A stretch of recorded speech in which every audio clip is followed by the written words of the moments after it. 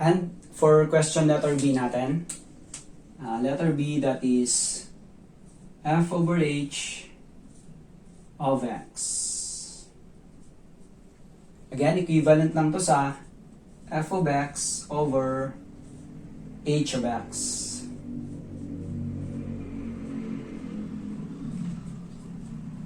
Again, dinistribute lang natin yung x, no? So, divide lang natin yung f of x tsaka h of x. So, f of x natin is x squared minus 4. H of x natin, that is x squared plus 3x minus 10. Okay. Again, factoring tayo.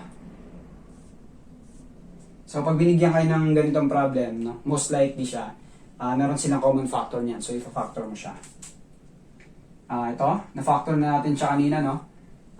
Difference of two squares. Again, pag nagpa-factor tayo ng difference of two squares, square root ng first term, that is x, plus minus square root ng second term, that is square root ng 4 is 2. Okay, ginawa na natin ito kanina. Now, ito, factoring general trinomials naman to. Okay? So, ang gagawin lang natin, hanapin lang natin yung factors ng negative 10, kung saan yung sum niya is 3. So, ilista lang natin yung mga factors ng negative 10. That is negative 10 times 1, 10 times negative 1, negative 5 times 2, 5 times negative 2. So, saan dito yung may sum na positive 3? So, ito. 5 minus 2 is 3. So, ito yung kailangan natin.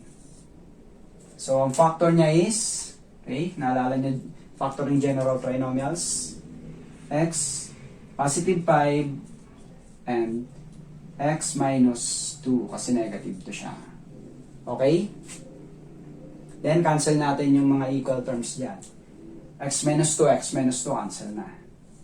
So, matitira is, x plus 2 na lang sa numerator, and then, sa denominator, x plus 5.